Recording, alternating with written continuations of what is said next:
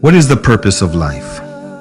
Is it to enjoy the pleasures of this world? To eat and drink and reproduce? The purpose of life is one of the most fundamental questions, but still most people are unable to answer. If we meet someone in a hotel and ask him, what is the purpose of your existence in this hotel?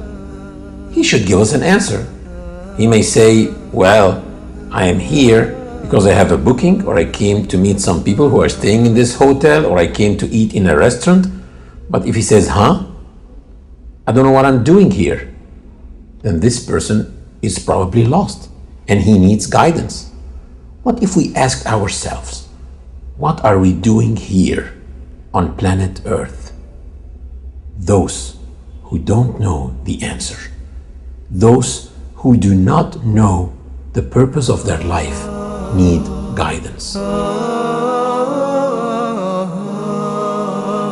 Allah said in the Quran, I have not created the jinn and humankind except that they should worship me.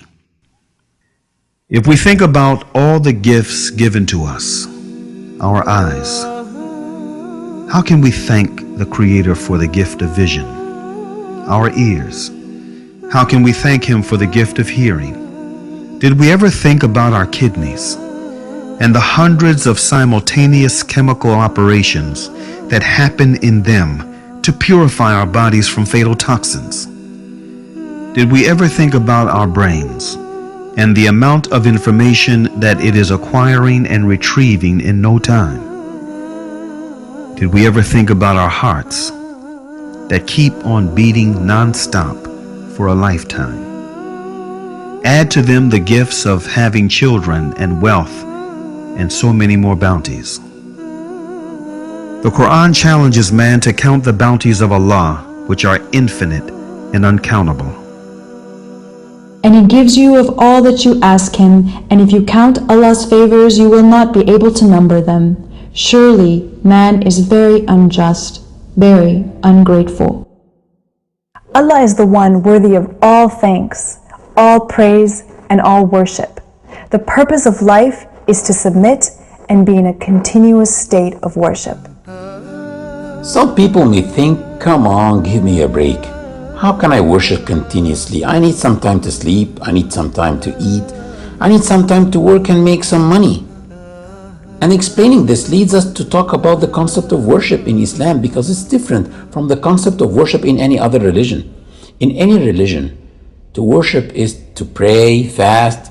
These are called rituals, a very small part of the worship in Islam. In Islam, to worship is to do anything that is lawful with good intentions, which means that sleeping can be considered worship in Islam if it's done with good intentions. And this is crystal clear in the Quran when Allah described those who pray voluntarily and spend the night in adoration. He said, they used to sleep but little in the night. But actually, we pray when we are awake. I could have understood it like that. They used to stay awake for a long time at night. But no, Allah didn't say so. Allah said it like that. They used to sleep but little in the night. Because like that, the verse is mentioning the two types of worship.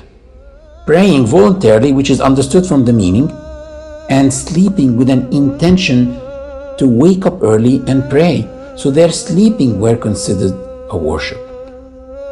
Another very amazing saying for Prophet Muhammad is what he said to the companions. He said that one of you gets rewarded as if he is spending in charity when he is practicing sexual relationship with his wife. And they said, what? Can one of us be rewarded for fulfilling his desire with his wife? He said, why are you surprised?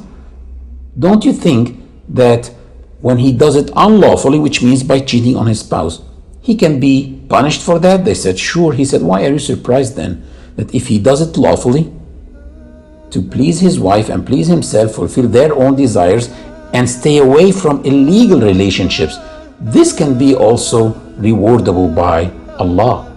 And this means that any lawful action can be a worship in Islam if it's done with good intentions. This means that the purpose of life in Islam is always to do the good work with good intentions, which means to be always in a continuous state of self-development.